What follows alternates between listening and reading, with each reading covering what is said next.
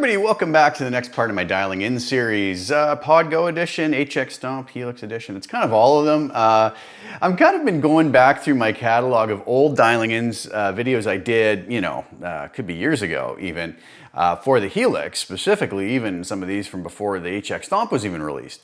And I'm kind of remaking them, updating them, as I've said in the previous videos, maybe something like getting rid of the split crossover and replacing it with a high-low shelf block. Things like that to just kind of amalgamate it down.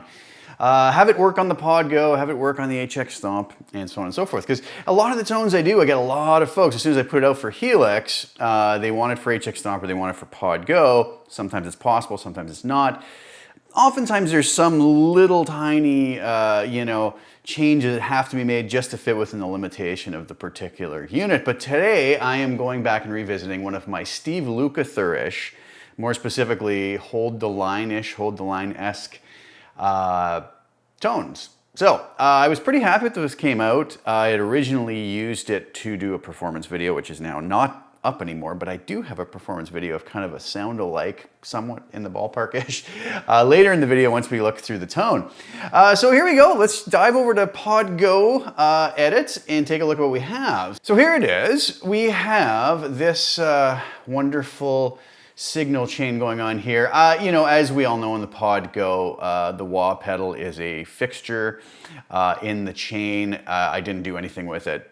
It's off for this, so it's not part of it, but I do have a chorus, an overdrive pedal, amp cab, EQ, delay, and reverb, and then there's our fixture volume at the end. You won't have the volume or the wah pedal on the Helix or the HX Stomp version, and all these versions will be up on CustomTone as we speak. The HX Stomp version is just the same as the Helix version, so if you'll have to be on 2.8 software after, it'll just open up fine because it's within the 6-block limit. It's within the DSP limits as well, so you should be fine with that.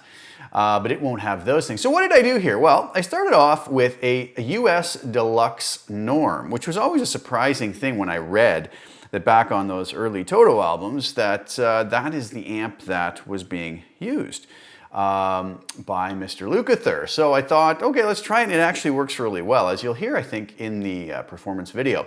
So we have the US Deluxe norm with these settings here. Drive cranked to 10, bass cranked to 10, mid cranked to 10, treble and presence both at 8.5, channel volume at 8, or wherever you need it to be to get the output you're looking for. That's not going to affect our sound too much. Especially since we don't have a compressor at the end on this. That's one of the things I had to do, is get rid of my sort of signature little compressor at the end because there's just no room for it. It's subtle, anyways. I use it in a very subtle manner, so it's not going to, dramatically destroy the tone or change it into something that's not usable.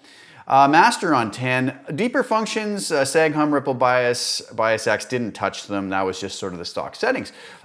Did use the 112 US Deluxe cab that sort of pairs up automatically with the US Deluxe norm. We have a 121 ribbon mic, as I like to use a lot, 4 inches back, and that's it. All right. But I also wanted to add in this chorus, and I decided on using the plastic chorus. It just kind of worked for me with a rate of 0.6, depth of 3. So not anything too ridiculously crazy. Tone set to 2, mix at 50%. Okay. I also added in a Scream 808, and you'll notice there's 2 snapshots here. I have kind of a rhythm and lead, and there's really almost no difference between it. Rhythm basically has the Scream 808 set with a gain of 1 and a tone of 5. And when we switch to Snapshot 2, that goes to a gain of 2 and a tone of 5. So that's one thing that changes. The only other thing that changes is the delay turns on. You'll see it's off on the rhythm, and it gets turned on when we go to the lead snapshot. So that's basically it. I mean, really not a big difference, just giving it the tiniest little bit extra gain for the solo to just kind of have maybe a touch more sustain. But, it's one of those things that I do at the time, and then I go back after, I'm like, it would have made a huge difference. Probably not, but it's subtle, but it's there, But you guys can do what you want with it. If you feel you need to adjust it a little bit higher for the lead, go ahead. On the EQ side of things, not a whole lot going on. Low cut of 100 hertz, high cut of 12 kilohertz, and a slight little bump at 745 hertz with a Q of 1.5, and I just bumped that up 1.4 dB. Just a little tiny kind of mid-range bump that you know, I found worked well.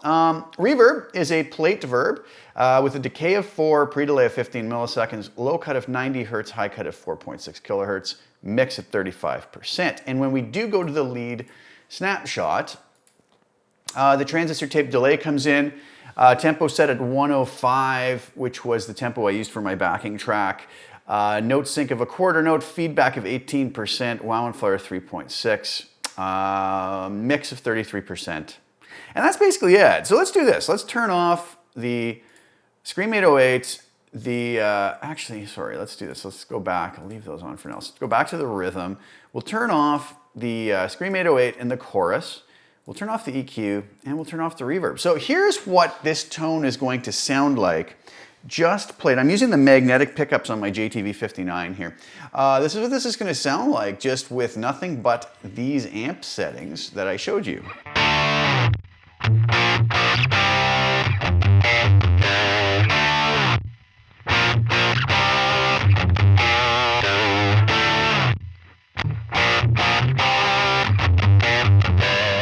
I like how it's that like kind of tubbiness in the low end that we get out of these Fender amps.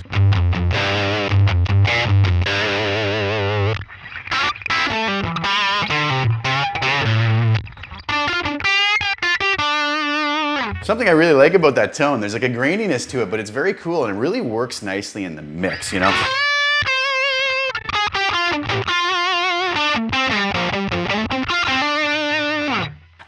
That's one thing to always remember, you know? So many folks I find make these really dark tones, right? That sound really good when you're sitting in the room with them, but then in the mix, they're not cutting through, right? They're not sounding like maybe what would be on a record or what would work live as well. So you gotta be careful with that. You know, sometimes a little bit of that upper end bite and grain isn't so bad.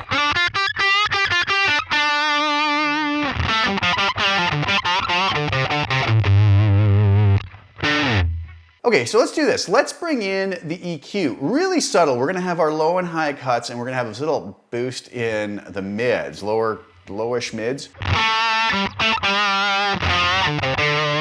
That's without, here's with it on.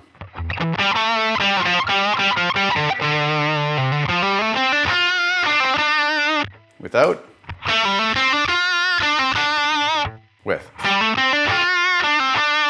Kind of smooths it out.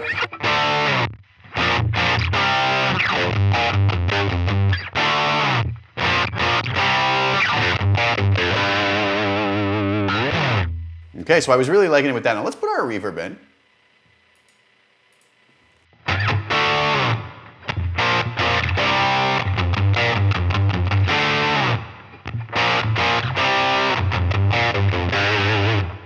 Might sound a lot after you hear, you know, it's always funny when we compare two dramatic different things. So no reverb, dead bone dry, and then we put it in. The first impression is like, wow, that's a lot. But after kind of, we let our ear kind of acclimatize to it, we can quickly get used to those types of things, but that's gonna, again, help it to just kind of sit in the mix properly. You know, maybe almost even let it sit inside the mix properly. Pull it back. Reverb has a tendency to sort of help things to sit back in the mix a bit, but in a good way, just soften it maybe a little bit, right? So.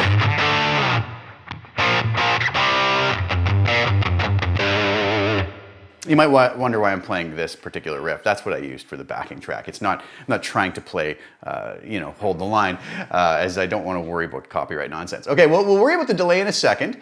What happens then when we bring in the Scream 808? So here is the tone without. Here's with.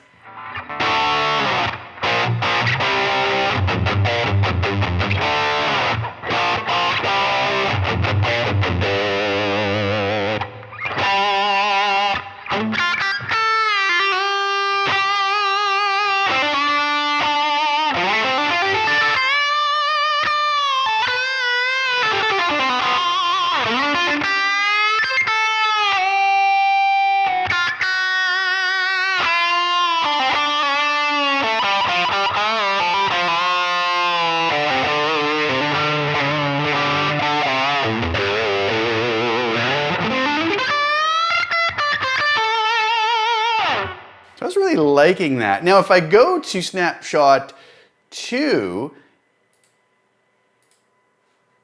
all that happened is we bumped that up a little bit. Sorry, the chorus is on here too.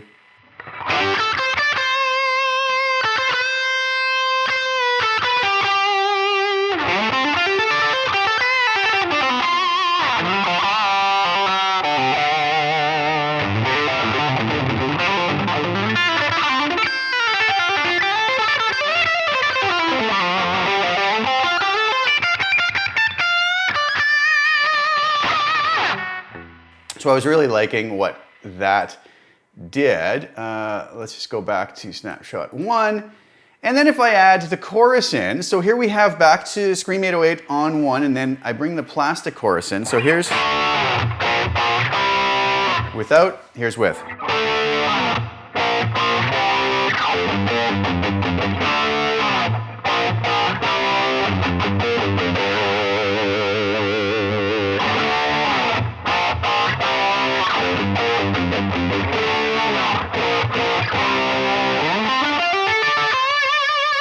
Okay, so we have that nice 80s-ish kind of chorus a little bit in there. Was this even in the 80s? Might have been late 70s. I'm not even sure. I have to go check that.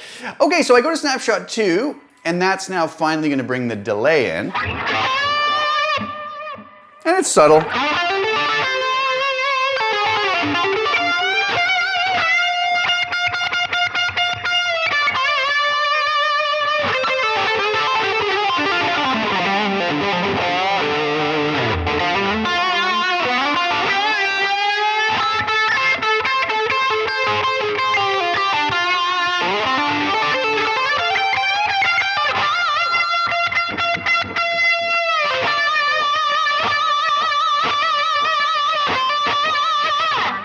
Now some folks might prefer the chorus after. I was liking it for this before, but here's what it sounds like after.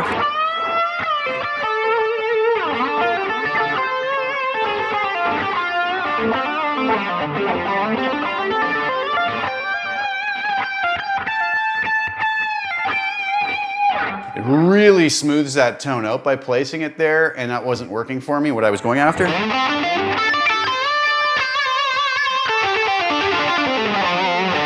But it is nice to know that with a simple little change like that, and so easy to do in the pod going the Helix, we can change the tone dramatically, right? I mean, you can even do things like placing it between the cab and the amp.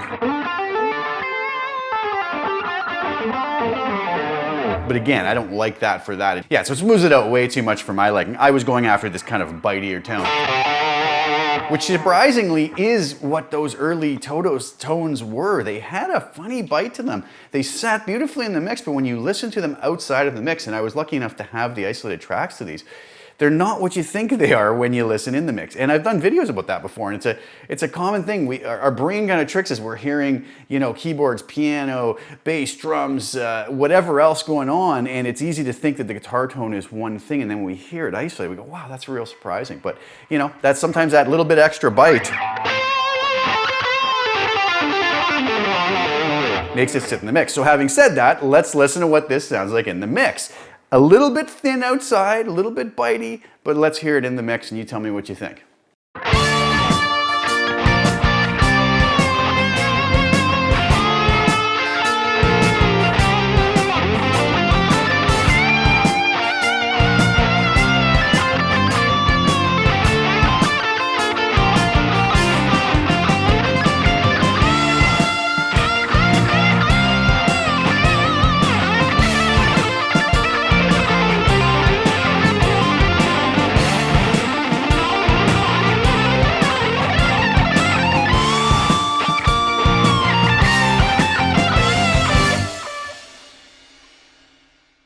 So that was it.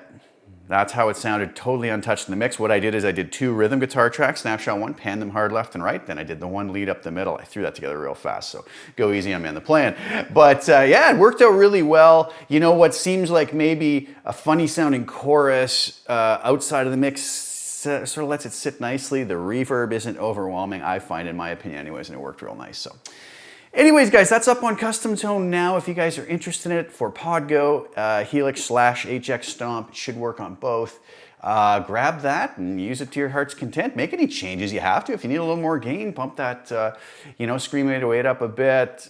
If you like the sound of the chorus after the cab or between the cab and the amp, you know, by all means, go ahead and do that. That's perfectly fine and acceptable.